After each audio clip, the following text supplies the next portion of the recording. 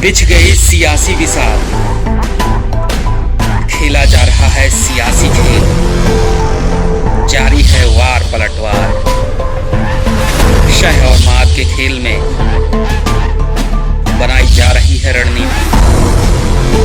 कौन पड़ेगा किस पर भारी, ये कभी भी सिर्फ हस्तक्षेप.com पर अमलेंदु उपाध्याय के साथ।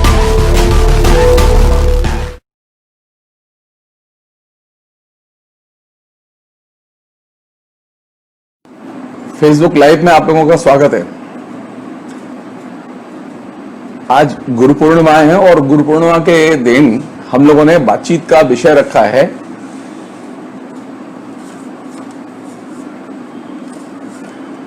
गुरु किसे कहते हैं।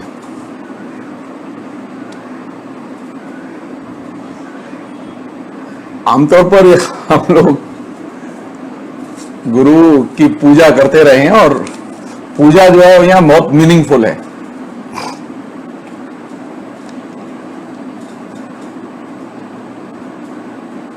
लेकिन आज की बातचीत में कुछ पर्सनल होगा, कुछ सामाजिक होगा, दोनों ही चीजें होंगी मिलके।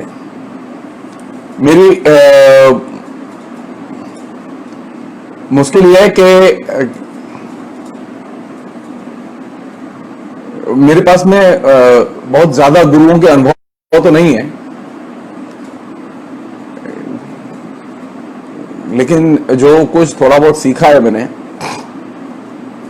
प्राइमरी से लेके एमए तक, और यहां तक कि अपने दीक्षा गुरु से भी। ऐसा नहीं कि मेरी कोई दीक्षा नहीं हुई, तो मेरे लिए गुरु के कई रूप रहे हैं जो कि लाइफ में आए और जिनसे हमने सीखा।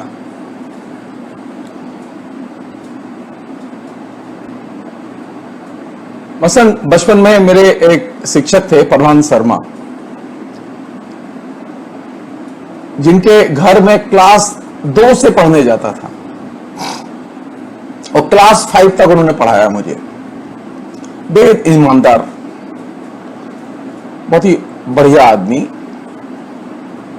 और वो जवाहरलाल नेहरू विद्यालय एक मथुरा में मेरे घर के पास ही एक सतगढ़ा नाम की गली है, उसमें था।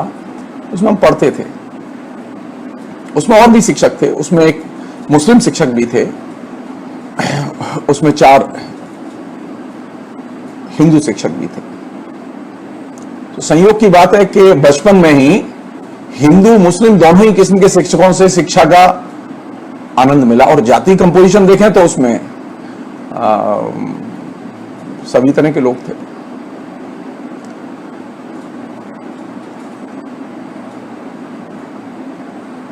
और इस संयोग है कि स्कूल में जो शिक्षक मिले वो बहुत ही ईमानदार किस्म के लोग मिले। बाद में जब संस्कृत पाठशाला में पढ़ने गया कक्षा 5 पास करके, तो मुझे संस्कृत के विद्वान मिले। वो भी बहुत ईमानदार थे और बहुत एकनिष्ठ थे अपने विषयों के प्रति।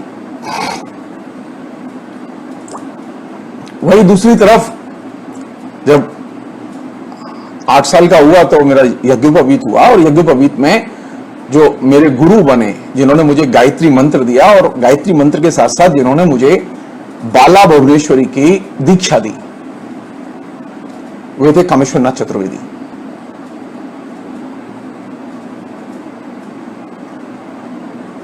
जवाहरलाल नेहरू विश्वविद्यालय आया तो वहां संयोग से पढ़ने का मौका मिला। पहले पढ़ने का मौका मिला किनसे? व्याकरण के पंडित थे बलदेव चौबे, बहुत बढ़िया व्याकरण के विद्वान थे, व्याकरण से आचार्य थे, पहलवान थे, उद्भट विद्वान थे व्याकरण के। दूसरे वेद के बहुत बड़े विद्वान थे लालन कृष्ण पांड्या। तीसरे जो विद्वान थे जिन्होंने कि मुझे बड़े पैमाने पर बड़े लंबे समय तक पढ़ाया, वो थे संध्या प्रसाद उपाध्याय, जो कि सिद्धांत ज्योतिष के बहुत बड़े विद्वान थे। और दर्शन के विद्वान थे सबल किशोर पाठक, जो कि उस माथुर चतुर्वेदी संस्कृत महाविद्यालय के प्रिंसिपल भी थे। और संस्कृत साहित्य के जो विद्वान थे वो थे दो लोग जिनसे मुझे पढ़ने का मौका मिला, बनमाली शास्त्री और कृष्णचंद्र चतुर्वेदी। लालन कृष्ण पंड्या जी के मातृ चतुर्वेद महाविद्यालय से मुक्त होने के बाद जब वो दिल्ली चले आए लाल बहादुर शास्त्री संस्कृत विद्यापीठ में प्रोफेसर होकर, अयोध्यानाथ चतुर्वेदी ने मुझे पढ़ाया। और हिंदी के जो शिक्षक थे, जो कि सबसे इंटरेस्टिंग फैक्टर है, वो थे मथुरानाथ चतुर्वेदी, जो कि आरएसएस के और बीजेपी के बहुत बड़े नेता थे मथुरा के। और मेरे जीवन में राजनीतिक चस्का जिसे कहें, अभिरुचि पैदा करने में मथुरानाथ चतुर्वेदी की बहुत बड़ी भूमिका रही है। उन्होंने कभी मुझे आरएसएस का साहित्य पढ़ने को नहीं दिया, लेकिन बहुत अच्छे शिक्षक थे, बहुत ही ईमानदार आदमी थे। जब जवाहरलाल नेहरू विश्वविद्यालय आए तो संयोग से नामवर सिंह, महेंद्र पांडे, केदारनाथ सिंह, सुदेश जी,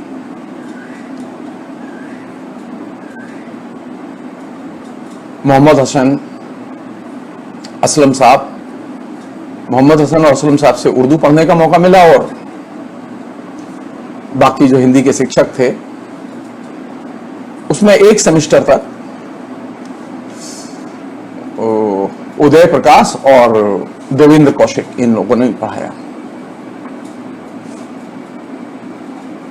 और एक और शिक्षक जिन्होंने पढ़ाया हुए थे नमीचंद जैन।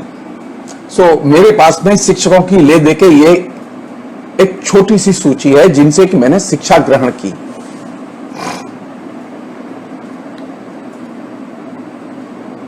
तो अगर गुरु का मतलब एक यह है कि जिसने पढ़ाया, एक तो वो है। आज ये गुरु पूर्णिमा है ना, तो हम लोग करते क्या थे कि गुरु पूर्णिमा के दिन हम अपने शिक्षक के यहां और अपने गुरु के यहां, जिसने हमें मंत्र दिया है, जब कामेश्वर नाथ जी जब तक जिंदा थे ये परंपरा हमने निभाई। मथुरा में मैं जब तक पढ़ता था ये परंपरा हमने निभाई कि गुरु पूर्णिमा के दिन हम अपने शिक्षकों को, प्राइमरी में स्कूल में थे तब भी ये परंपरा का पालन किया गया, अपने शिक्षकों को 2 किलो आम खरीदे और उनको प्रणाम करके उनकी सेवा में रखा है। और ये सिलसिला बरसों चला। जब जेएनयू गया हूं तब वो सिलसिला टूटा।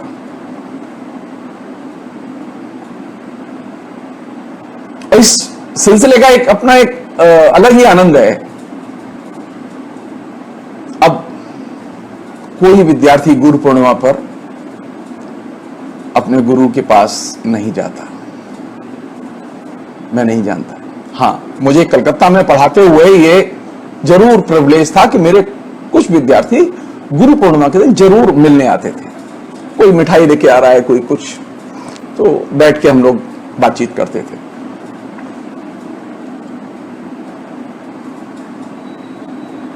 गुरु पूर्णिमा का मेरे लिए खास मीनिंग है। और मैं जब कह रहा हूं कि मीनिंग है तो मैं उसे रियल सेंस में फील करता हूं। अभी तक हुआ यह है कि हमने, आप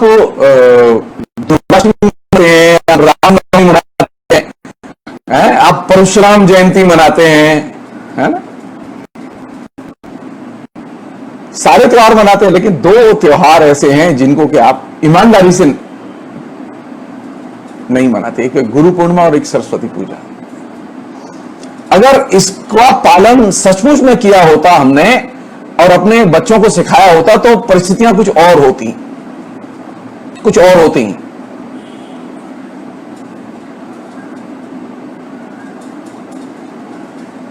परंपरा में सब कुछ ऐसा नहीं है कि उसको सबको लात मार के खदेड़ के बाहर कर दिया जाए और मॉडर्न बन जाए। परंपरा में बहुत कुछ ऐसा है जिससे सीखा जा सकता है, समझा जा सकता है। जैसे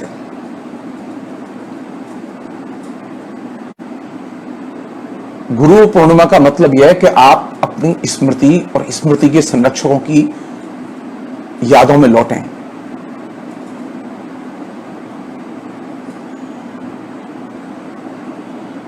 याद करिए, सोचिए, आपकी स्मृति में शिक्षक गुरु, और गुरु वही नहीं है जिनके नाम मैंने बताए, जिसने पढ़ाया। मेरी धारणा यह है कि गुरु कोई भी हो सकता है। और जब मैं शिक्षक हो गया, अब तो मैं गुरु हो गया खुद, तो मेरे सबसे अच्छे गुरु कौन थे? मेरे विद्यार्थी। अभी भी रिकॉर्ड है ये कि मेरे विद्यार्थी जब भी फोन करते हैं तो कुछ ना कुछ नई बात बोल के चले जाते हैं। तो मुझे सबसे ज्यादा सीखने को किन से मिलता है? जो मेरे छात्र हैं, छात्राएं हैं। और ये मैं दिल बहलाने के लिए नहीं कह रहा हूं, मैं सचमुच में इस चीज को मानता हूं कि एक शिक्षक के सबसे अच्छे शिक्षक उसके छात्र होते हैं। एक शिक्षक, एक गुरु सबसे अधिक अपने शिष्यों के बीच में बैठ के सीखता है।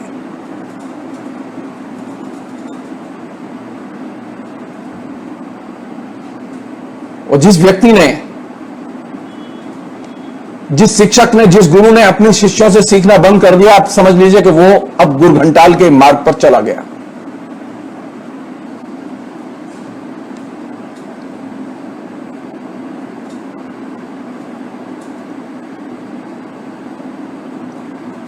मैं फिर रिपीट कर रहा हूं कि गुरु कोई भी हो सकता है।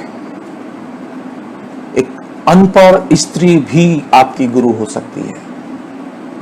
एक अनपढ़ व्यक्ति भी आपका गुरु हो सकता है, पुरुष भी आपका गुरु हो सकता है।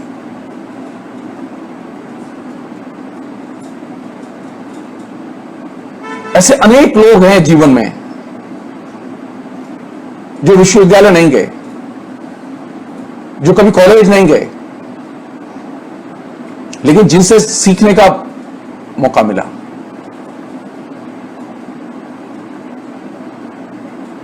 हर वह व्यक्ति जो आपको शिक्षित करता है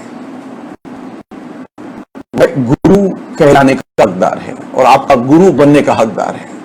आप चाहे जितने पढ़े लिखे हों, कोई फर्क नहीं पड़ता उससे।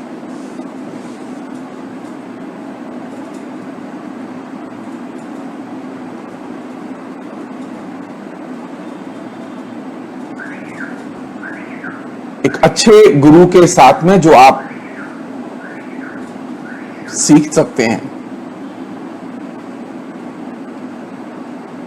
वो क्या चीज सीख सकते हैं? सिर्फ एक चीज, एक भावना, एक मनोदशा अपने अंदर हम लोग रखें तो सीख सकते हैं कि सीखने के लिए अभी सारी जिंदगी पड़ी है। जब भी कुछ पता चल जाए,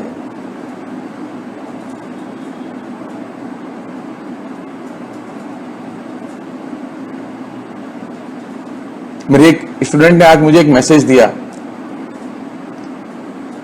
रामकृष्ण परमहंस की पत्नी शारदा मां का एक मैसेज दिया। स्टूडेंट का नाम है शारदा बनर्जी। बहुत ही मजेदार मैसेज दिया।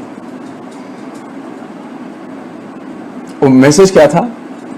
मैसेज ये था, शारदा मां का कहना यह है कि गुरु अपने शिष्यों के भी पाप का भागीदार होता है, जिम्मेदार होता है। और ये बहुत ही मूल्यवान मैसेज है। ये तो आज की घटना बता रहा हूं मैं आपको। रात तक पता नहीं कितने और भी लोगों के मैसेज आए, लेकिन मैंने तो मेरे लिए हमेशा, आज नहीं हमेशा, जब भी मेरी अपने विद्यार्थियों से बात होती है, जब भी मैं यंग छात्र छात्राओं से बात करता हूं, जब भी मैं अपने दोस्तों से बात करता हूं, वो भी मेरे गुरु हैं। उनसे भी सीखने को मिलता है। मैं नहीं जानता कि वो लोग मुझसे कितना सीखते हैं, लेकिन मैं जरूर सीखता रहता हूं। गुरु पर विचार करने का मतलब है सीखने की कला विकसित करना। गुरु पर विचार करने का मतलब है स्मृति को कैसे सुरक्षित किया जाए और समृद्ध किया जाए, इसकी कला विकसित करना।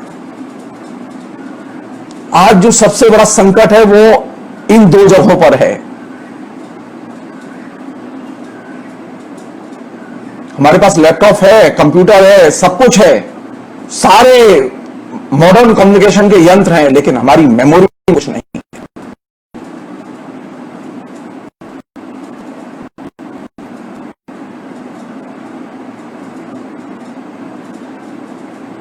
तो कहां से प्रवेश करें?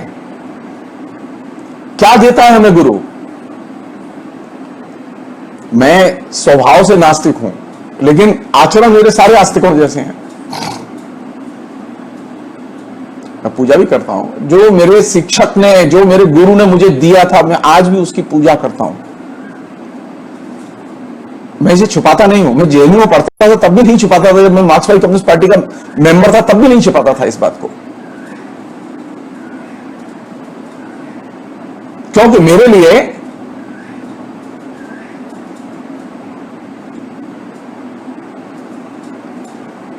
जो कुछ मानव समाज में बेहतरीन उपलब्ध है, हम उस सब के वारिस हैं। मैं ये मान के चलता हूं।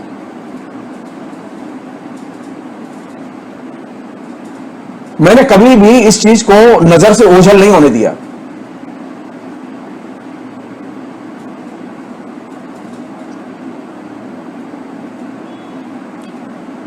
अगर हम ये मान लें, मैं बहुत पढ़ा लिखा भी हूं, ऐसा नहीं है कि मैं ज्ञान नहीं है मेरे पास में, मेरी डिग्री नहीं है मेरे पास में, पद नहीं है मेरे पास में, लेकिन एक अच्छे शिक्षक के लिए, एक अच्छे गुरु के लिए सबसे अच्छी चीज कौन सी है? उसके अंदर अहंकार एकदम नहीं होना चाहिए, और ज्ञान का अहंकार तो एकदम नहीं होना चाहिए। संयोग की बात है कि मेरे जितने शिक्षक रहे,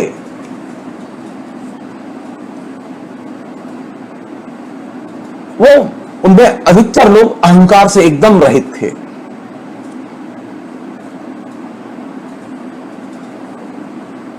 अहंकार एकदम नहीं था। एक आइडियल गुरु के लिए कौन सी चीज है मूल्यवान?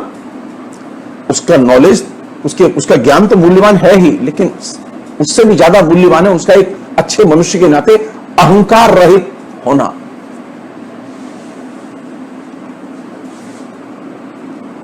और जो चीज वो एक तरह से सीमेंट की तरह वो आपके पूरे लाइफ में काम देती है, वो चीज है कि वह कैसे आपकी स्मृति को समृद्ध करे।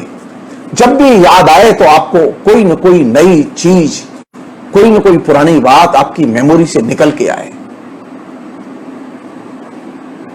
मुझे याद नहीं है कि कभी भी मेरी अपने शिक्षकों से जब भी मुलाकात हुई, वो चाहे केदारनाथ सिंह हो, चाहे वो मैनेजर पांडे हो, चाहे वो नामवर सिंह हो, कभी ऐसा नहीं हुआ कि मुझे कुछ मिला ना हो। नौकरी नहीं मिली मैं नौकरी नहीं मिला मैं उनसे कभी। मेरे शिक्षक कह सकते हैं इस बात को कि मैं नौकरी के लिए उनसे कभी नहीं मिला। मेरे लिए गुरु का मतलब है कि वह ज्ञान का प्रतीक है। मुझे उससे ज्ञान चाहिए।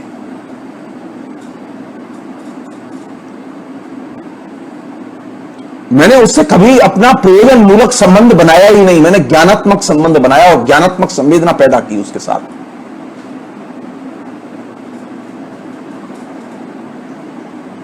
गुरु शिष्य के बीच के रिलेशन में ज्ञानात्मक संबंध और ज्ञानात्मक संवेदना बहुत महत्वपूर्ण होती है। और जब आपके बीच में ज्ञानात्मक संबंध और ज्ञानात्मक संवेदनाएं होंगी तो आप जो गुरु शिष्य का रिश्ता बनाएंगे वो बहुत ही क्रिटिकल और संश्लिष्ट और बहुत ही जटिलताओं से भरा होगा।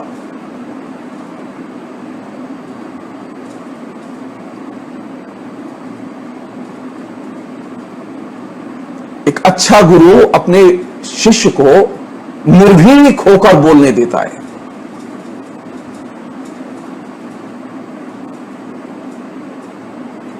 मुझे याद है अच्छी तरह से, जवाहरलाल नेहरू विश्वविद्यालय में जब छात्र राजनीति कर रहा था और जब मातृ चतुर्वेद संस्कृत महाविद्यालय में छात्र राजनीति कर रहा था मथुरा में,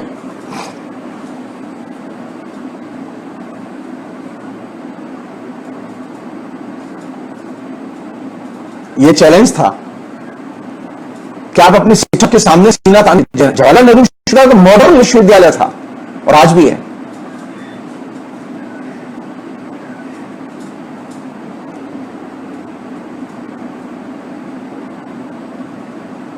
कभी ऐसा नहीं हुआ कि पब्लिक मंच पर अपने शिक्षकों से असहमत होने की जरूरत जब महसूस की तो असहमत हमने अपनी असहमति दर्ज न की हो, और बहुत ही सम्मान के साथ उनके चैम्बर में, एकेडमिक काउंसिल की मीटिंग में, बोर्ड ऑफ स्टडीज की मीटिंग में, आंदोलन के दौरान, सेमिनार के दौरान कभी संबंध खराब नहीं हुए।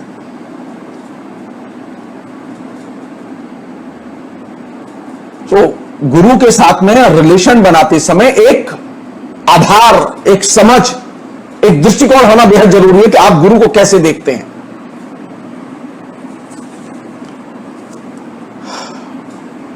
तो गुरु एक है, उसके रूप अनेक हैं।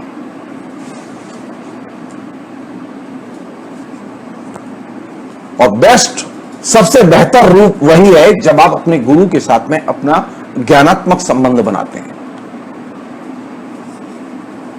वो कोई स्त्री भी हो सकती है, वो पुरुष भी हो सकता है, वो आपका शिक्षक भी हो सकता है, वो गैर शिक्षक भी हो सकता है।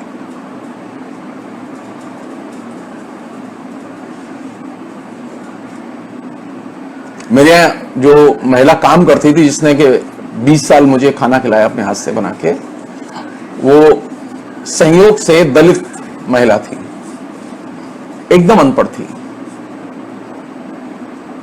बंगाली थी, कभी पढ़ने नहीं गई वो महिला, लेकिन उसकी जो ह्यूमन सेंसिबिलिटी थी वो बहुत ही स्ट्रांग थी। मेरे यहां कोई लड़के लड़कियां आते रहते थे, तो कोई लड़की अगर शैतान, जिसकी आंखों में शैतानी हो, वो एकदम पहचान लेती थी। मुझे समझ में नहीं आती थी। एक दिन मेरे पास एक लड़की मिलने आई, तो मैंने अपनी कामवाली से कहा कि भाई तुम एक चाय बना दो। उसने चाय बनाई, बहुत खराब चाय बनाई। मैं बहुत परेशान, कितनी खराब चाय तो ये नहीं बनाती, इसने खराब चाय क्यों बनाई। खैर वो चाय वाय पी के चले गई, बात हो खत्म हो गई।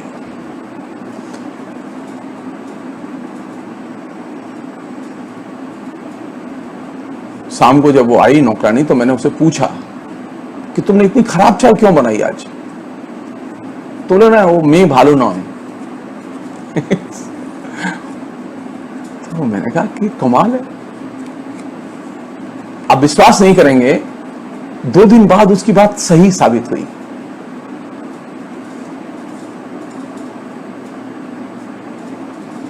मैं उसकी बात को कभी इग्नोर नहीं करता था। मैं कभी भी ये नहीं सोचता था कि वो गलत इंटेंशन से बोल रही है। हमेशा उसकी बात को मैं वजन देता था, क्योंकि उसके पास जीवन का बहुत गाढ़ा अनुभव था वो, लेकिन अशिक्षित थी, लेकिन जीवन संबंधों के बारे में वो एकदम, मुझसे अगर पूछें तो मेरी मार्गदर्शक थी। मैं बहुत सारी चीजें नहीं जानता था व्यावहारिक जिंदगी की।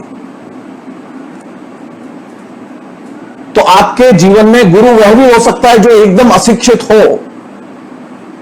ये जो दिमाग में जो कीड़ा बैठा हुआ है हमारे में कि गुरु तो सिर्फ वही हो सकता है जो बहुत बड़ा संत हो, बहुत बड़ा महंत हो, बहुत बड़ा प्रोफेसर हो, यह गलतफहमी है। कोई भी साधारण व्यक्ति भी आपके जीवन में गुरु हो सकता है, जिससे आपको कुछ भी सीखने को मिले, वो आपका गुरु है। और इसी अर्थ में मैंने कहा था कि मेरे विद्यार्थी मेरे सबसे अच्छे गुरु हैं, क्योंकि उनसे मुझे बार बार सीखने को मिलता है। हर बार मुझे कोई प्रॉब्लम होती है, मैं सीधे पूछ लेता हूं, तो वो ठीक मुझे जवाब मिल जाते हैं अपने छात्रों से। तो वो मेरे गुरु हुए कि नहीं हुए। आज भी इंटरनेट संबंधी बहुत सारी जटिलताओं के समाधान कौन देता है मुझे? मेरे छात्र देते हैं, वो ज्यादा अच्छा जानते हैं।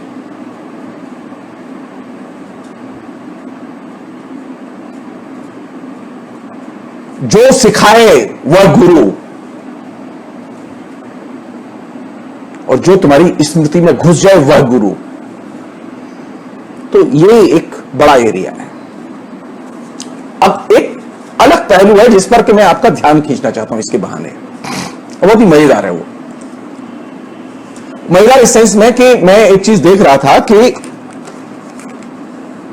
हॉलीवुड में ये जो शिक्षक छात्र संबंधों को लेके तकरीबन 1939 से लेके 1998 के बीच में, यानी 60 साल के दौरान तकरीबन 51 फिल्म रिलीज हुई।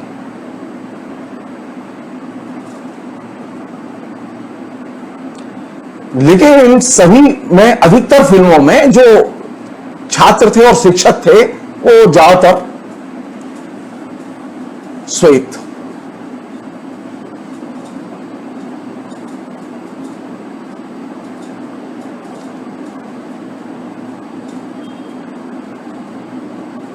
और जो छात्र थे उनमें एक अच्छी खासी संख्या मजदूर वर्ग से आने वाले छात्रों की भी थी और लड़के लड़कियां भी थे।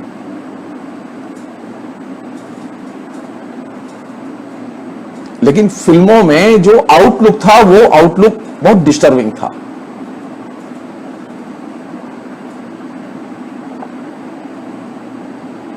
डिस्टर्बिंग इन द सेंस कि वहां फिल्मों में ये जो शिक्षक का जो संबंध है छात्र के साथ में, उसमें एक खास तरह का नस्लवाद पैरेलल चलता है। इसके विपरीत कुछ बेहतर फिल्में जो मुझे याद हैं, इधर मैंने आज थोड़ा सा कोशिश की कि एक बार रिकलेक्ट करूं आपसे बातचीत करते समय, तो बहुत ही इंटरेस्टिंग है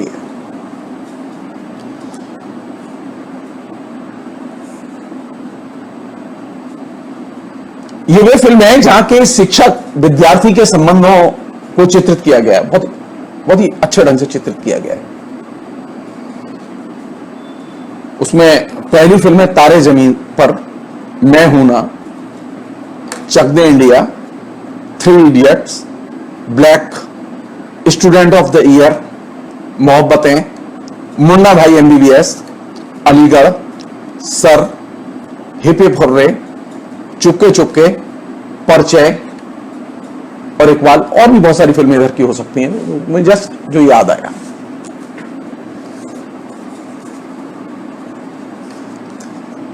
ये फिल्मों का नाम मैं क्यों ले रहा हूं? क्योंकि फिल्में आप लोग देखते हैं,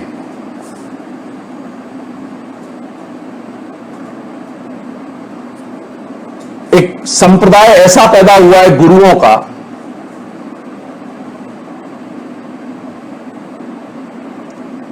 जो चेतना के स्तर पर अंधविश्वास पैदा करता है, विवेकहीनता पैदा करता है और एक खास किस्म का अवजात्यवाद पैदा करता है।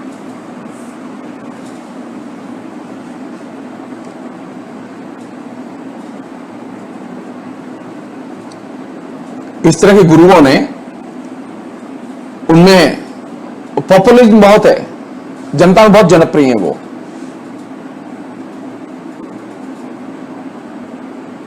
मैं नाम नहीं लेना चाहता क्योंकि मैं किसी का अपमान करना मेरा लक्ष्य नहीं है।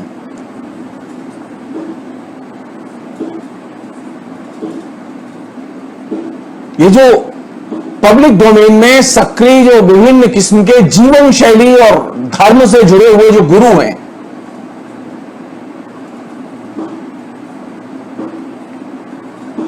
वे जब प्रतिगामी मूल्यों और प्रतिगामी राजनीति के अंग के तौर पर काम करने लगे समाज में, तो समाज की बड़ी क्षति करते हैं। गुरुओं की भूमिका यह नहीं होनी चाहिए, संतों की भूमिका यह नहीं होनी चाहिए।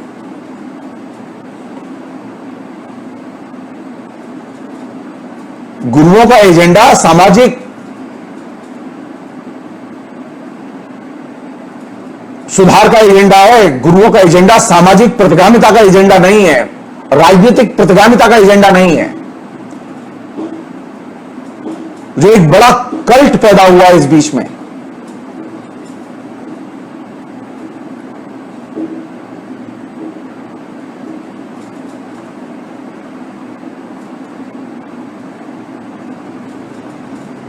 उस कल्ट को अंडरस्टिमेट करके नहीं देखना चाहिए, क्योंकि उसने हिंदुस्तान के मतलब अजीब किस्म की स्थिति है ये गुरुओं के नाम पर। बहुत ही सुसंगत ढंग से डिवीजन ऑफ लेबर है इनके बीच में। मसलन कुछ गुरु ऐसे हैं जिनका की जनाधार है एकदम ग्रामीण लोगों में, अशिक्षितों में, दलितों में, बड़े पैमाने पर बड़ा मोबिलाइजेशन है उनका।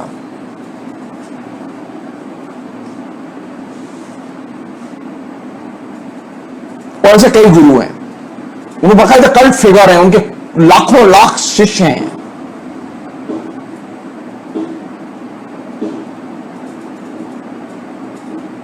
दूसरा जो वर्ग है, जो जिसमें के शिक्षित एलीट क्लास आता है, उसके भी गुरु हैं, जो तमाम किस्म की जीवन शैली से लेकर और दूसरे लोगों के लोगों की चर्चा करते रहते हैं।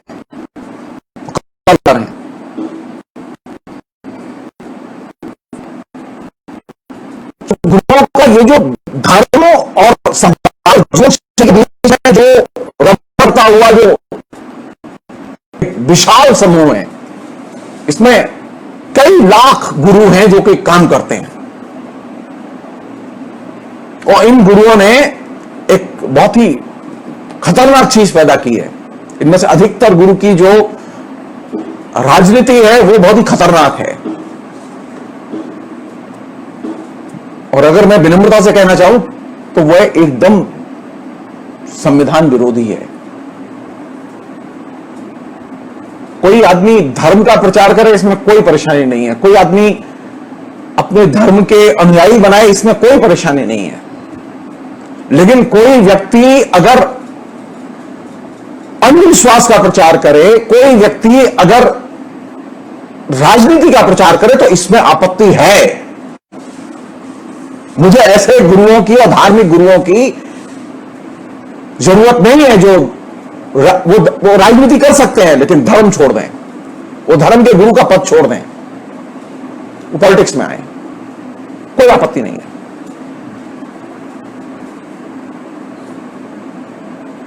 आज की डेट में हमारा देश, हमारा समाज, हमारा पूरे का पूरा सामाजिक सांस्कृतिक जीवन संविधान से संचालित और निर्देशित होना चाहिए। संविधान हमारा मार्गदर्शक है। मैं ये किसी भी गुरु को यह हक नहीं दे सकता कि वो संविधान का उल्लंघन करे। संविधान मुझे ये परमिशन नहीं देता, किसी भी गुरु को परमिशन नहीं देता, किसी धर्माधिकारी को परमिशन नहीं देता, किसी धर्म के आचार्य को परमिशन नहीं देता, चाहे वो उसके नाम के साथ कितने भी स्त्री लगे हो, चाहे कितने योगी लगे हो, चाहे उसके करोड़ों अनुयायी हो। मैं साफ कह रहा हूं कि हम संविधान के अनुसार हम ये परमिशन नहीं दे सकते कि कोई गुरु धर्म की आड़ में राजनीति करे, वो चाहे जैसी राजनीति हो।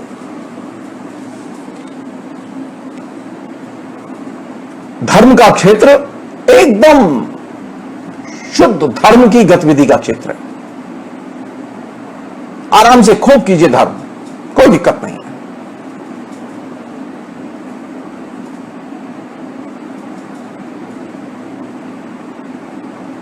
तो भारत में सबसे जो दुखद पहलू जो विकसित हुआ बड़े पैमाने पर, वो ये कि धर्म के प्रयोजन मूलक एस्पेक्ट्स को लेकर जो विभिन्न संरचनाएं समाज में बनी, सैकड़ों का एक तरह से नेटवर्क पैदा हुआ और इसने समाज को आगे ले जाने की बजाय और पीछे की तरफ फेंका।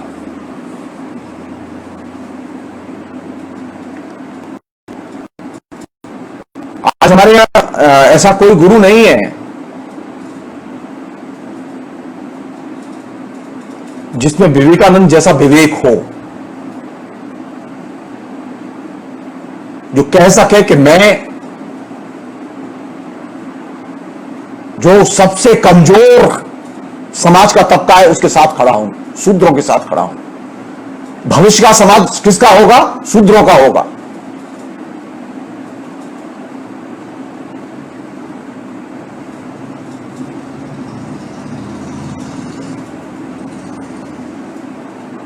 तो ये जो प्रयोजन मूलक जो गुरुओं का नेटवर्क जो पैदा हुआ है, और वो हर राज्य में, हर नेशनलिटी में है।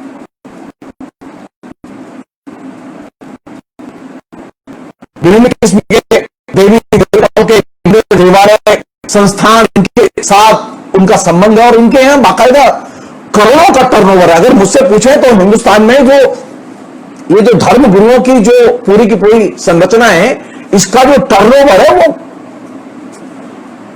अरबों में है।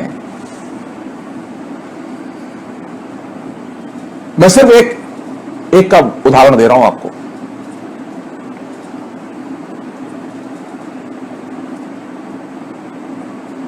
श्री श्री रविशंकर का जो एनुअल टर्नओवर है वो एक समय में तकरीबन 700 करोड़ रुपया आंका गया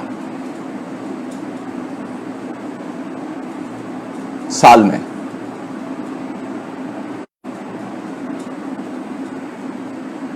और ऐसे हर जगह लोग हैं।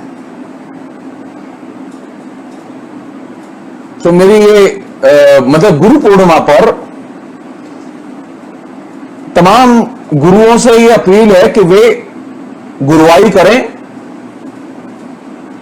धर्म करें, धर्म का खूब प्रचार करें, कोई दिक्कत नहीं है। लेकिन धर्म की आड़ में और धर्म के साथ राजनीति न करें।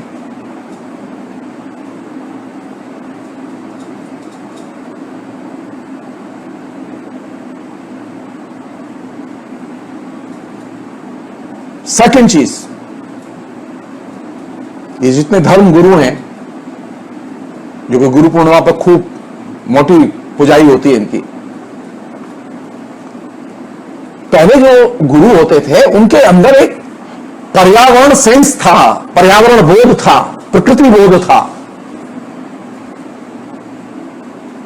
अभी तो स्थिति यह है कि जब ये कोई भी धर्म गुरु या गुरु सामाजिक आयोजन करता है तो पहला काम यह होता है कि वह सामाजिक प्रदूषण को जन्म देता है, प्राकृतिक प्रदूषण को जन्म देता है।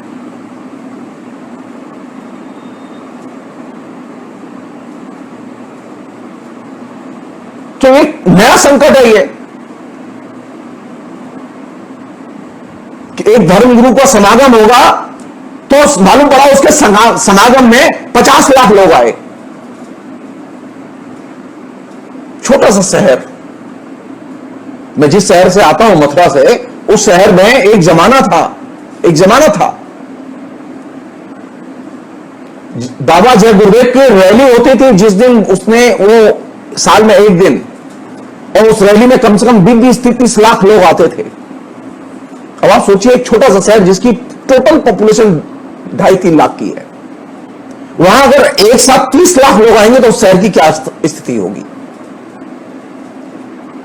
यमुना में प्रदूषण की क्या स्थिति होगी?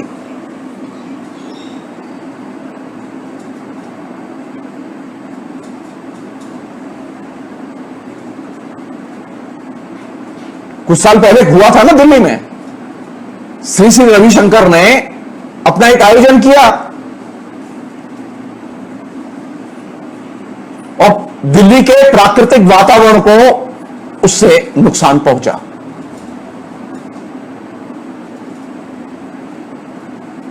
हमें इस पहलू पर ध्यान देना ही होगा कि हम अगर सचमुच में गुरु हैं, पहले जो गुरु होते थे, ऋषि होते थे, उपदेशक होते थे, शिक्षक होते थे, उनके अंदर एक प्रकृति प्रेम, प्रकृति बोध, प्रकृति संरक्षण, पर्यावरण बोध उनकी एक बहुत बड़ी शक्ति थी।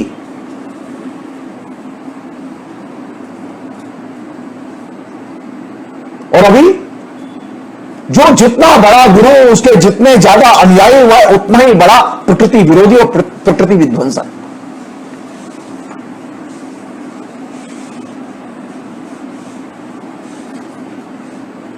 मैं फिर कह रहा हूं, मुझे उनके धर्म से कोई आपत्ति नहीं है। वो चाहे जिस धर्म का प्रचार करें, चाहे जैसे विचारों का प्रचार करें, मुझे कोई आपत्ति नहीं है। लेकिन मुझे आपत्ति है, मुझे ऐसे धर्म को, ऐसे धर्म गुरु के प्रति कोई मोहब्बत नहीं है जो अपने आयोजन के जरिए, अपने समागम के जरिए धन बटोरे, यश बटोरे, लेकिन प्रकृति को नष्ट करे। मुझे कोई मोहब्बत नहीं उससे। तो गुरु पूर्णिमा पर कम से कम ये तो हम सोचें कि जो गुरु और उनका नेटवर्क पूरे देश में पैदा हुआ है, वो प्रकृति प्रेमी है या प्रकृति विरोधी है। तो अगर आप पाएंगे तो एक बड़ी संख्या में ये जो भीड़ पैदा हुई है, हर राज्य में है, हर जिले में है। थर्ड चीज, और जो और भी ज्यादा महत्वपूर्ण है, धर्म के अगर आप गुरु हैं और गुरु पूर्णिमा पर आपकी पूजा होती है,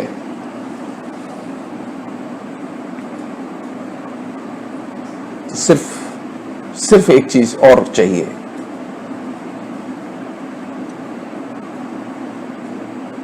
ये अवैध संपत्ति अर्जन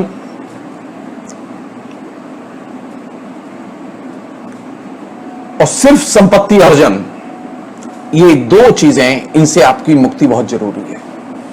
अच्छा धर्म गुरु है जिसके अंदर संपत्ति अर्जन और अवैध संपत्ति अर्जन, ये दोनों चीजें एक साथ चलती हैं। ये जो नई जो खेती पैदा हुई है गुरुओं की, उनके अंदर धर्म की जितनी भूख है उससे ज्यादा धन कमाने की भूख है, संपत्ति कमाने की और संपत्ति जोड़ने की भूख है। आप सोचिए इस बात पर, शंकराचार्य ने 4 पीठ स्थापित किए। शंकराचार्य की कोई प्रॉपर्टी नहीं थी और सारे देश में शंकराचार्य के विचारों का डंका आज भी बजता है। आज भी हिंदुस्तान के पिछले 1500 पौने 2000 साल के इतिहास में आज भी शंकराचार्य के विचारों का सबसे ज्यादा असर महसूस किया गया है। और ये जो नए जो संत हैं जिनके पास में अरबों की संपत्ति है, यानी गुरु का मकसद अगर संपत्ति मोह है, गुरु का लक्ष्य अगर संपत्ति संचय है, तो ये तो गुरु की पूरी प्रकृति का ही निषेध है। अच्छा गुरु है जो कि संपत्ति मोह से मुक्त हो।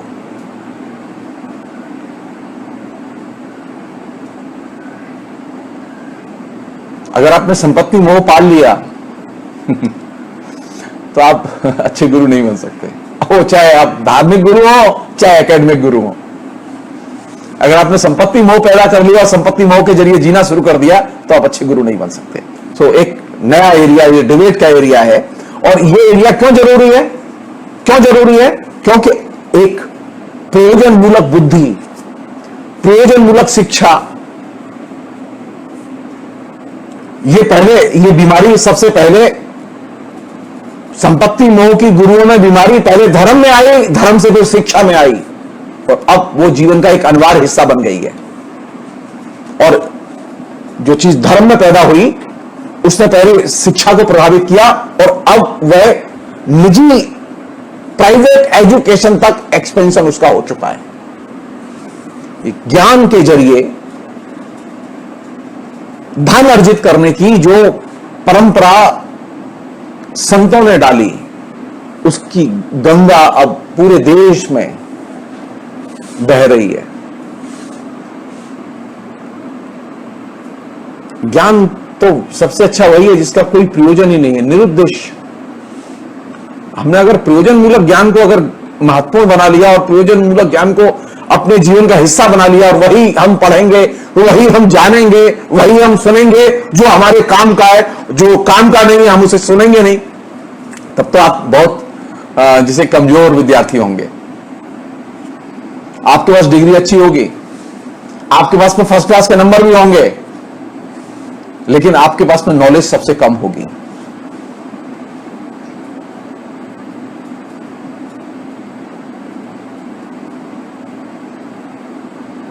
गुरु का काम है ज्ञान के उत्पादन और पुनरुत्पादन की प्रक्रिया को अबाधित ढंग से बनाए रखना। वो धर्म के क्षेत्र में भी है, वो शिक्षा के क्षेत्र में भी है, वो जीवन के क्षेत्र में भी है। लेकिन अगर ज्ञान के उत्पादन को हमने अगर सिर्फ मांग पूर्ति के आधार पर तय करना शुरू कर दिया जो कि अब एक कल्चर है। वो कल्चर क्या है? अब कल्चर ये है कि अब हमारे सामने जो संकट है वो ये है कि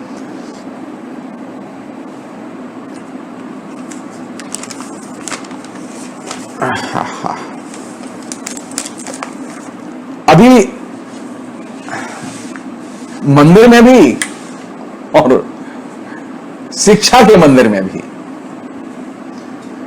ये तमाम जो नए गुरु पैदा हुए हैं, रजनीश से लेके और श्री श्री रविशंकर तक, ये जो गुरु हैं और ये जो नए जो जिसे कहें कि ज्ञान गुरु पैदा हुए हैं, जिसमें टेक गुरु भी हैं, इसमें मैनेजमेंट गुरु भी हैं, इसमें तमाम किस्म के जो गुरु पैदा हुए हैं, ये सारे के सारे गुरुओं के बीच में एक चीज कॉमन है। वो कॉमन क्या है? वो कॉमन यह है कि ये जो धर्म के गुरु हैं, यानी रजनीश से लेके और श्री श्री रविशंकर तक, और टेक गुरु से लेके मैनेजमेंट गुरु तक, और मैनेजमेंट गुरु से लेके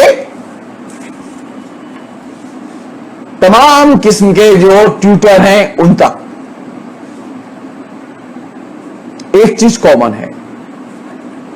अब इनके लिए व्यक्ति नहीं है, छात्र अब सिर्फ छात्र नहीं है, वह सिर्फ कंज्यूमर है, उपभोक्ता है।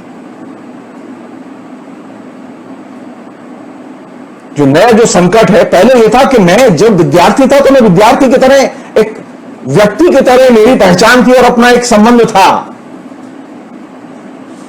लेकिन जो अब नया संकट पैदा हुआ वो ये कि अब हर व्यक्ति कंज्यूमर में कन्वर्ट कर दिया गया है।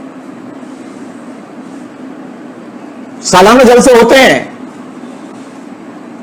उस सालाना जलसे में पार्टिसिपेट करने की फीस पर हेड 5,000, 7,000, 10,000 वगैरह वगैरह, और एक एक जलसे में शामिल होने वालों की संख्या 5,000, 10,000, 20,000, 30,000। तो टर्नओवर तो होगा। क्यों? क्योंकि आपने उस जो ज्ञान लेने आ रहा है उसकी आपने पहचान बदल दी है। अब आपकी पहचान है, व्यक्ति की पहचान नहीं है, अब छात्र की पहचान नहीं है, अब मनुष्य की पहचान नहीं है, अब उसे कंज्यूमर बना दिया गया। और ये बड़ा मेजर शिफ्ट है, धर्म गुरु से लेकर टेक गुरु तक।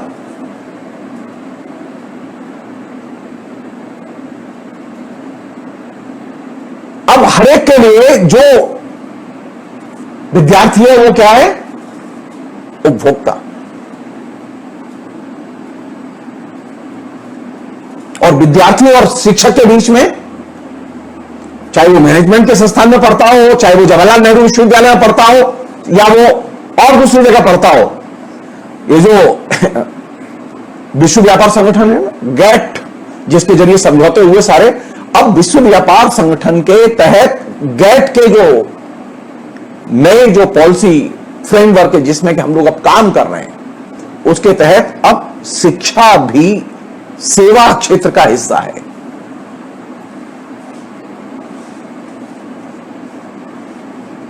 यह है नया दौर, यानी अच्छा धर्म वह है जहां के सेवा मिले। अब जैसे मथुरा जाइए आप, तो मथुरा में मंदिर हैं, मंदिरों के पास में कोई रहने की जगह नहीं है। लेकिन अब जो नई कल्चर आ रही है, जो धीरे धीरे पैदा हो रही है, अब नए मंदिर बने। मथुरा में भी एक मंदिर बना है, प्रेम जी महाराज का मंदिर। अब उस मंदिर सामान्य सा है, लेकिन बहुत भव्य, अलग, बड़ा सा एक कंपाउंड है, उसमें एक रेस्टोरेंट है, उसमें रहने के लिए भी जगह है, उसमें बढ़िया पार्क भी है। यानी आप भगवान के दर्शन करने नहीं जाते खाली, अब आपको सेवाएं चाहिए।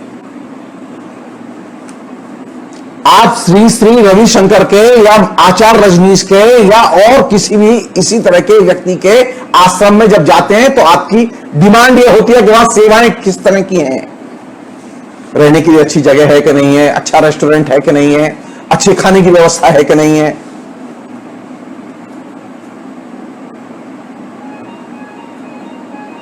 धर्म से लेकर शिक्षा तक अब हर चीज सेवा सेक्टर में डाल दी गई है। अब वो सेवा का क्षेत्र है। ये जो धर्म गुरु है ये भी सेवा कर रहा है, मैं भी सेवा कर रहा हूं, और बदले में आपसे लेता हूं, क्योंकि सेवा दूंगा तो मेवा मिलेगी।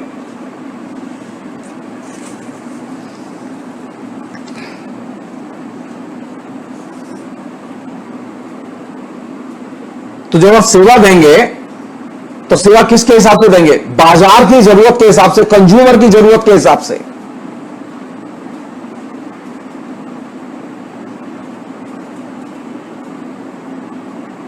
तो धर्म में भी ये बीमारी आ गई।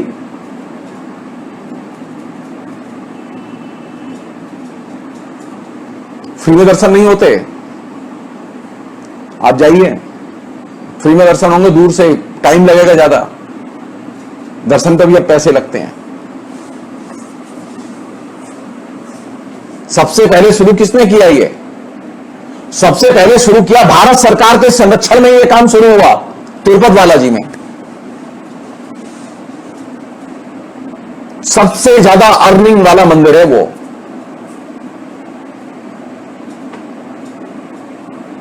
हर तरह की सेवा के अलग अलग चार्ज हैं। सेवा और उसके मूल्य, इसकी शुरुआत सबसे पहले धर्म में हुई, शिक्षा में वो बाद में आई, गैट तक वो बाद में पहुंची।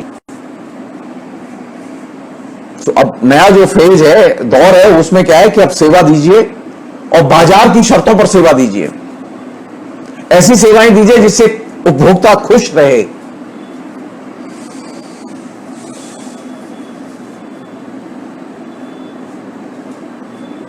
तो अब शिक्षक क्या करेगा और गुरु क्या करेगा? उसका काम यह है कि इस मांग पूर्ति का ख्याल रखना।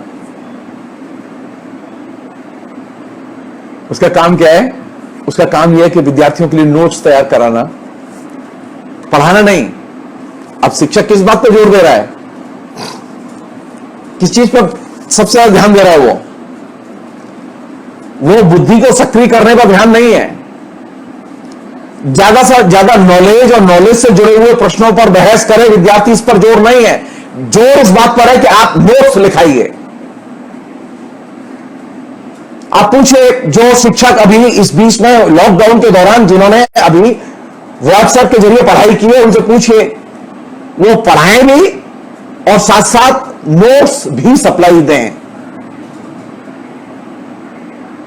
ये नई कल्चर जो कॉलेजों में आई है, जो विश्वविद्यालयों में आई है, जो नीचे आई है, तो लगातार एक कोशिश हो रही है कि एक शिक्षक का मतलब क्या है? जो अच्छे नोट्स तैयार करे। मैं जब पढ़ा रहा था तो मेरे पढ़ाते पढ़ाते ही ये बीमारी आ चुकी थी, मेरे विश्वविद्यालय में भी आ चुकी थी।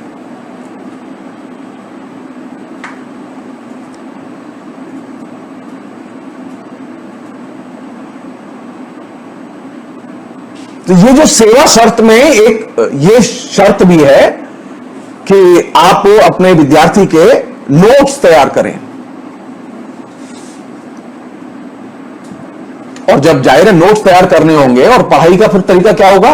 वो एकदम स्टीरियोटाइप, उसमें कोई क्रिएटिविटी नहीं होगी। और जब आप स्टीरियोटाइप पढ़ाएंगे और स्टीरियोटाइप नोट्स लेंगे और स्टीरियोटाइप उत्तर देंगे, तो हर चीज अब स्टीरियोटाइप रूप में जाएगी। तो आपकी इमेज क्या होगी? सबसे अच्छे शिक्षक और सबसे ज्यादा कमाने वाले शिक्षक वे हैं जो नोट्स तैयार करते हैं। अब वे शिक्षक अच्छे शिक्षक नहीं माने जाते जो मन से पढ़ाते हैं, मौलिक पढ़ाते हैं।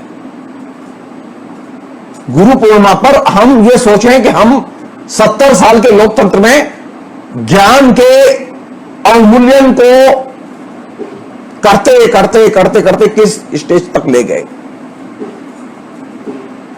लॉकडाउन पीरियड में जो ऑनलाइन क्लासेस हुई हैं, जवाहरलाल नेहरू विश्वविद्यालय में रिकॉर्ड था वहां के विद्यार्थियों का कि जब क्लासेस होती थी तो 8% से अधिक विद्यार्थी रेगुलर क्लास करते थे, बिना किसी अटेंडेंस के क्लास करते थे। लेकिन अभी लॉकडाउन पीरियड में जो ऑनलाइन क्लास हुई है उसमें 40% से ऊपर विद्यार्थी क्लास ही अटेंड नहीं कर रहे थे।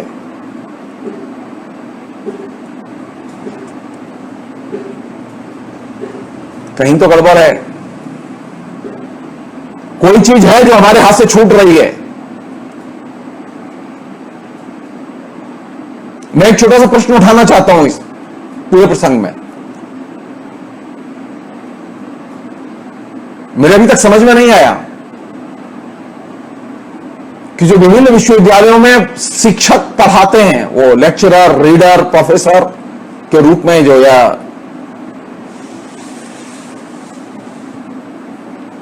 अरे प्रत्येक विश्वविद्यालय या कॉलेज की अपनी वेबसाइट बना के उनके लेक्चर्स को अपलोड करने में क्या परेशानी थी? क्यों नहीं उसे संरक्षित एक ज्ञान कोश के तौर पर तैयार किया गया?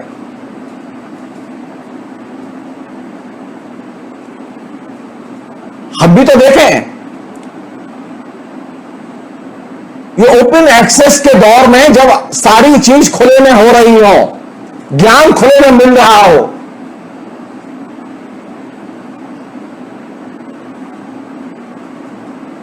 मार्च, अप्रैल, मई, जून, जुलाई, 5 महीने से ये शिक्षक घर में है। इसने क्लासेस भी लिए, ऐसा नहीं क्लास नहीं लिए। तो फिर ये क्लासेस जो है पब्लिक स्क्रूटनी के लिए पब्लिक डोमेन में क्यों नहीं रहेंगी? कभी भी कोई विद्यार्थी सुन ले, पढ़ ले, देख ले, इसे भविष्य में भी काम देंगी।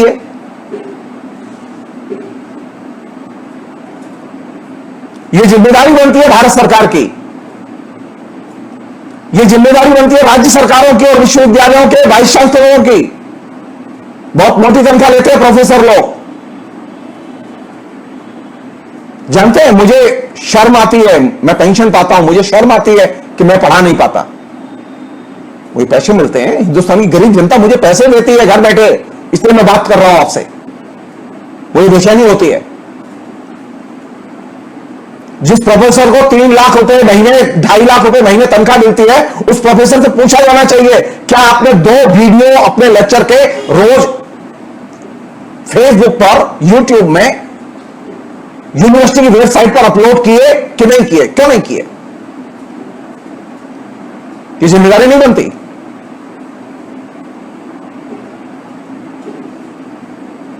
विश्वविद्यालय में पढ़ाने वाला प्रोफेसर हिंदुस्तान के हर राजनेता के चरणों में बैठा रहेगा, उसकी आरती उतारता रहेगा, राजनीति करता रहेगा, लेकिन वो विद्यार्थियों को पढ़ाने के लिए पब्लिक डोमेन में नहीं आएगा। क्यों नहीं आएगा?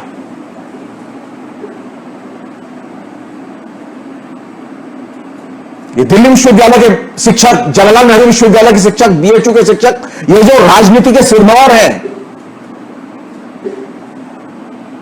ये सवाल किया जाना चाहिए कि जवाहरलाल नेहरू विश्वविद्यालय से लेकर डीयू तक ये तमाम जो केंद्रीय विश्वविद्यालय हैं, उन केंद्रीय विश्वविद्यालयों की वेबसाइट पर उन शिक्षकों के लेक्चर्स अब तक अपलोड क्यों नहीं हुए?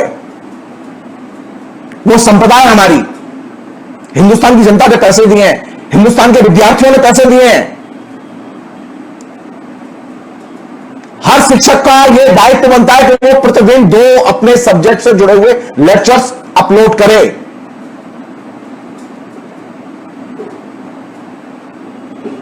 उन लेक्चर्स के आधार पर राजनीतिक डिस्क्रिमिनेशन नहीं होना चाहिए। वो जैसा भी है, जो भी पढ़ा रहा है वो आना चाहिए, लेकिन आना चाहिए। लेकिन हो ये रहा है कि इस लॉकडाउन का फायदा उठा के पूरी की पूरी शिक्षा को एकदम डैमेज करने की कोशिश की जा रही है।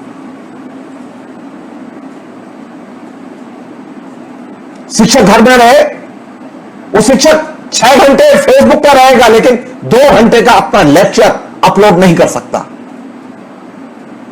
क्यों नहीं कर सकता? उसे पैसे मिलते हैं। ये जिम्मेदारी बनती है कि नहीं बनती हमारी?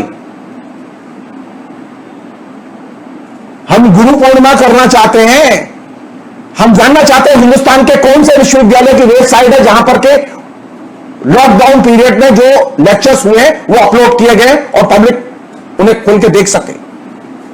क्या है इसमें?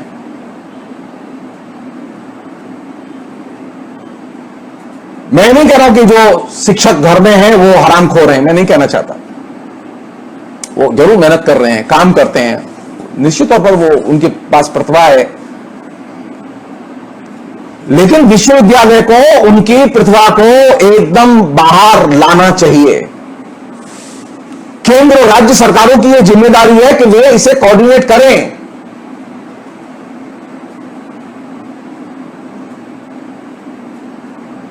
जो स्कूल बच्चों से फीस ले रहे हैं, लॉकडाउन पीरियड में फीस ले रहे हैं, पढ़ाई कर रहे हैं, तो जो पढ़ाई की जा रही है उसको बाकायदा आप एक संचित डिजिटल लाइब्रेरी के तौर पर संचित करके रख के क्यों नहीं छोड़ देते आप?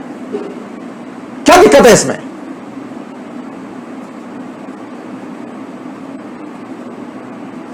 मैंने शुरू में बात कही थी, अच्छा गुरु कौन?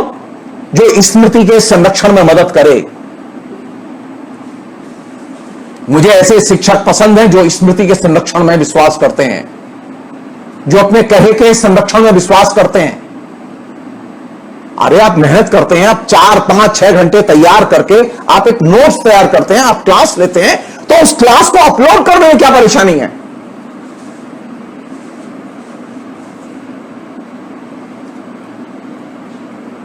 जब हम साल भर कोई चीज पढ़ाते हैं तो हमारे नोट्स तैयार होते हैं, हम एक किताब तैयार करते हैं और हम किताब बाजार में लाते हैं कि नहीं लाते?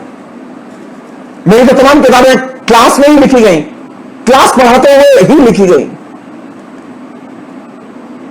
तो ये जो लेक्चर हैं जो आपने अभी दिए, लॉकडाउन पीरियड में दिए, ये लेक्चर्स डिजिटल फॉर्म में इंटरनेट पर आने चाहिए। सरकार नहीं चाहती, आप अपने वाइस चांसलर पर जिम्मेदारी दबाव पैदा कीजिए। यह शिक्षक आंदोलन की जिम्मेदारी है कि वो अकाउंटेबिलिटी पैदा करे। आप मांग करना जानते हैं, आप लड़ाई लड़ना नहीं जानते, और ज्ञान की लड़ाई ज्ञान के प्रसार से होती है।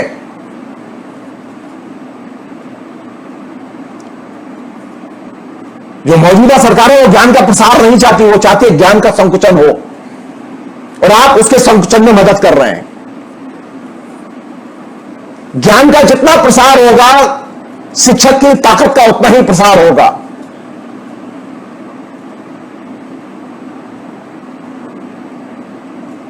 इतिहास के, ज्योग्राफी के, लिटरेचर के जितने भी विषय हैं, उनके शिक्षक उन्होंने जो कुछ किया है इस बीच में, जो उनका अभी भी संरक्षित है, उनके वो तमाम किस्म के जो प्लेटफॉर्म है जिनके जरिए उन्होंने कम्युनिकेट किया, उन प्लेटफॉर्म से वो डिजिटल फॉर्म में कन्वर्ट करके वो यूट्यूब में अपलोड किया जाना चाहिए। वो अपने इनिशिएटिव पर वो लोग करें ये काम। हिंदुस्तान की जनता ज्ञान की भूखी है, हिंदुस्तान के विद्यार्थी ज्ञान के भूखे हैं, उनके पास ज्ञान नहीं है।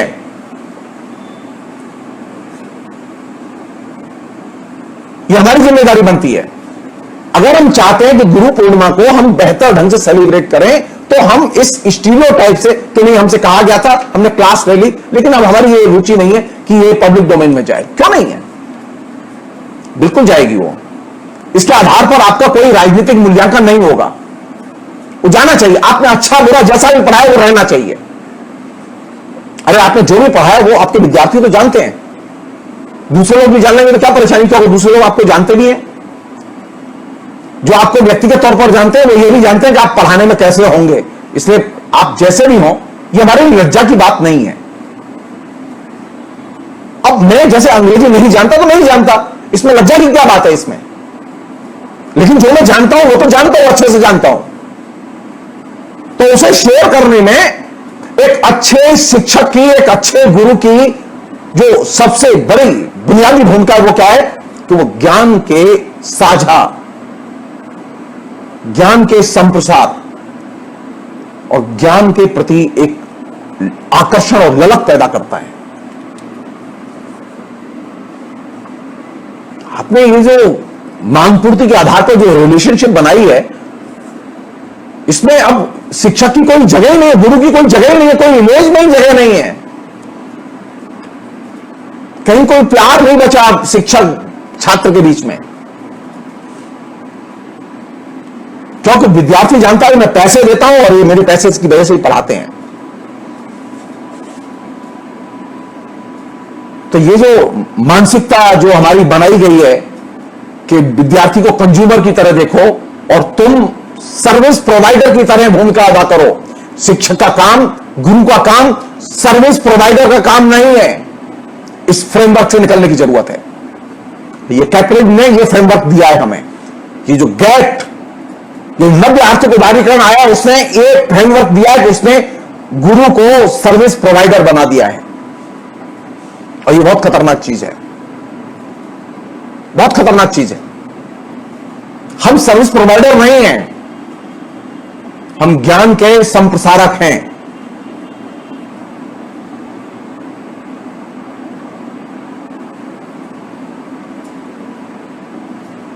हमारे साथ मिलने के बाद में ये फीलिंग होनी चाहिए कि एक बार फिर मुलाकात हो। हमारी क्लास करने के बाद में विद्यार्थी में ये फीलिंग होनी चाहिए कि मैं सर की क्लास दोबारा फिर करने आऊंगा।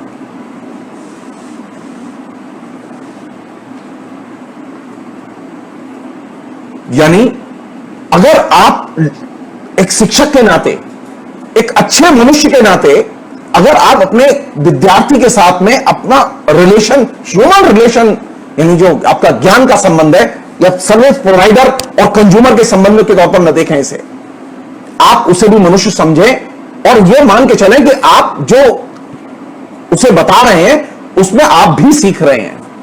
एक अच्छा शिक्षक वही होता है जो अपनी क्लास पढ़ाते समय सीखता है। अगर विद्यार्थी ना हो तो मैं तो शिक्षक बन ही नहीं सकता था। हमारे बीच में अनेक लोग हैं ऐसे जिन्होंने 30 साल, 40 साल, 42 साल पढ़ाया है, लेकिन कभी जीवन में विद्यार्थी नहीं मिले उन्हें।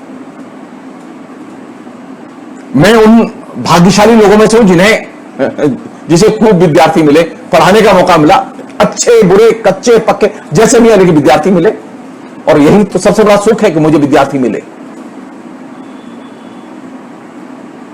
मैं विद्यार्थियों का मूल्य निर्णय नहीं करूंगा। विद्यार्थी और शिक्षक के बीच में एक डायलेक्टिकल रिलेशन है और धारावाहिकता है, यह बनी रहनी चाहिए।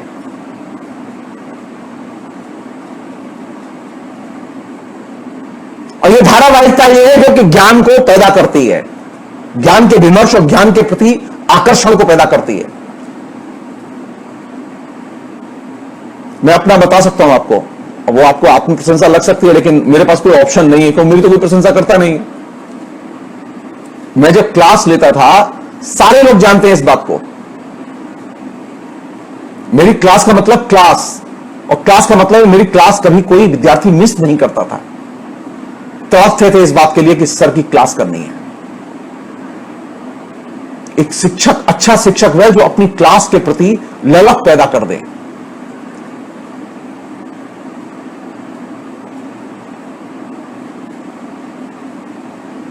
अच्छा गुरु है जो कि मिलने के लिए आप कभी भी, जब आपका इच्छा हो, आपको मिलने से उदार भाव की अनुभूति हो। बहुत सारे धर्म गुरु हैं, बहुत सारे लोग हैं, फीलिंग ही नहीं होती। अच्छा धर्म गुरु है जिसको मिलने का जिसको तरंगें आती है, उदार तरंगें आपके मन में पैदा होती है कि यार आदमी बड़ा अच्छा है, मंदिर बहुत अच्छा है, जैसे ना भगवान की मूर्ति बड़ी अच्छी है, जो फील गुड। अच्छा गुरु है जो गुड फीलिंग पैदा करे, गुड ह्यूमन सेंस पैदा करे, गुड कम्युनिकेशन पैदा करे और गुड रिलेशन पैदा करे।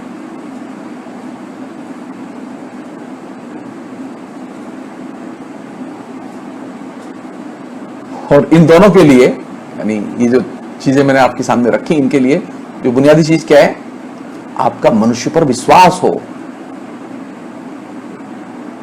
संशय, अविश्वास अच्छे मानवीय संबंध नहीं बनने देता, अच्छे गुरु शिष्य के बीच के संबंध भी नहीं बनने देता, अच्छे शिक्षक और छात्र के बीच के संबंध भी नहीं बनने देता। तो विश्वास बहुत बड़ी चीज है। और विश्वास को जीतना और विश्वास को बनाए रखना उससे भी बड़ी चीज है। सो एक अच्छा गुरु एक अच्छा एनवायरनमेंट देता है।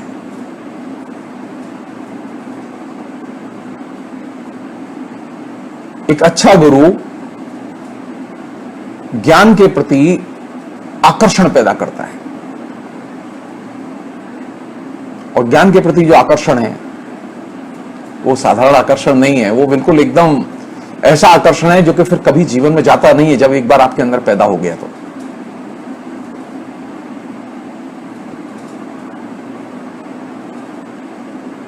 मेरी आपसे ये विनती है कि आप कंज्यूमर और सर्विस प्रोवाइडर के रूप में जो ये गुरु शिष्य का संबंध बना है, इसको प्लीज जीवन से विदा कीजिए।